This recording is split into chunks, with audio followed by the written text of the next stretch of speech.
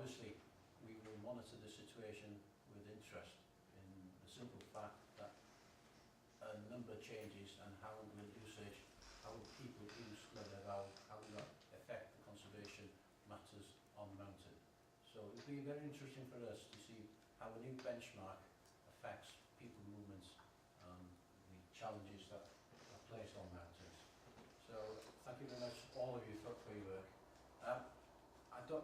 I don't think we'll get as many experts in this room again. So, questions, please, or comments. One more society. Mervyn, in your introduction, you mentioned about the super mountains. You omitted to mention there's 3 in Ireland. Was there any reason for that at all? Not really, Fred. I think, I suppose Ireland has been a separate nation, isn't it? A separate country for many, many decades. And I think with the involvement of Roddy and for UK prominent speaks, what we concentrated on was just purely Britain.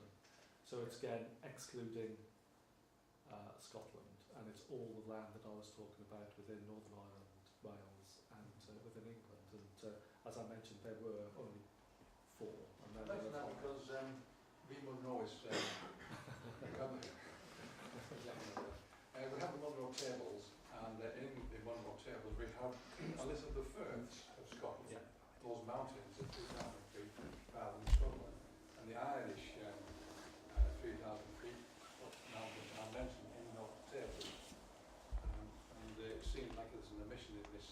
I'm not making any criticism, I just wonder why it was not mentioned in the preamble. But well, it could have been mentioned, Fred. I think the hill walking that I've done, again, Scotland to me is it's almost a different world. It has so many high mountains, and the quantities of them when comparing to any other place within the British Isles, it's quite phenomenal. And the hill walking that I've done in Ireland is very, very reminiscent to Wales, and it's also quite reminiscent to England. And what is interesting is when you examine the hill lists, that the totals within each category of listing, when you compare Ireland to Wales and then to England, they're very, very similar. And of course it's not so when you then compare them to Scotland. But it was purely because of the relevance of the UK prominent peaks and Roddy being with us. I just concentrated on Britain. So, Thank you. Thank you. We've got a question in the front here. A question for Mark, if I may. The 9,999 metres quoted on the maps, was it a rounded up or a rounded down? I can't say, to be honest. It's just the figure that was on the map. The actual survey result is... I certainly not party to it, and to be honest, it's probably lost in the midst of time. When the survey was done, it's rounded one way or the other. It could have been rounded from a figure in feet, and no one's really sure if there was a consistent way of rounding. I mean, I personally always round to the nearest full number and things like that, but there's a little bit of hearsay evidence, well not even evidence, that there was, for some maps it was always rounded down, or for others it was always rounded up. So no, it could have been anywhere from 998.5 to 999.5 and rounded either way. So was this a personal thing for the surveyor involved? Or? It may have been, yeah. It may have been. It could come down to the actual cartographer who prepared the final plate that became the map. Sometimes there's artistic license involved as well, but I very much doubt it would have rounded it to 999 instead of 1,000 just to make it fit. So that's definitely the nearest, would have been the nearest metric figure. Next question. In a way, I'm really pleased to hear that you've still got to go up these mountains to measure them, because we hear, and I know nothing about the technical side of it, but we hear that the satellites can measure absolutely everything, and that the measurements are so accurate that they can tell that when the tide comes in, that the land sinks under the isostatic rebound, and then when it goes out again, that the land rises by a certain number of millimetres, and I believe that's true. I find it hard to say.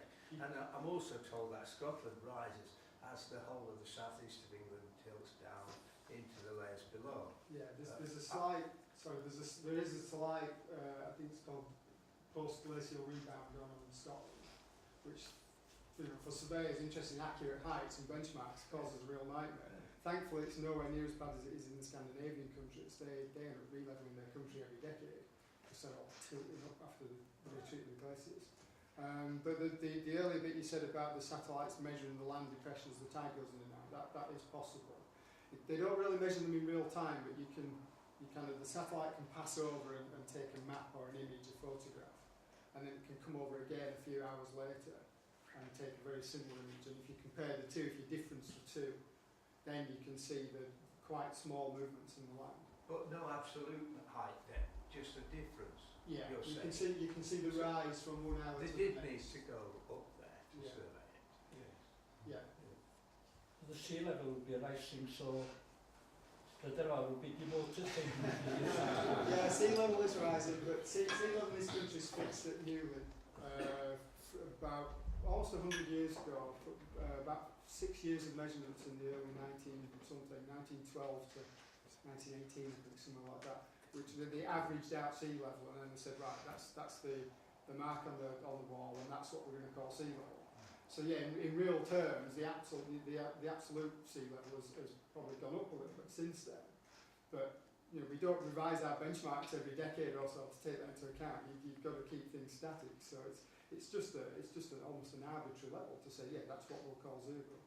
It might not be zero anymore, but everybody calls it zero, so everybody's singing off the same song sheet, as it were, when it comes to heights. So. But is it stable here, or is it rising? What you mean in this part of Wales? In Snowdonia, yeah. To be honest, I don't know. There may be a little bit of post-glacial stuff going on, but it'll be very, very small, I would imagine.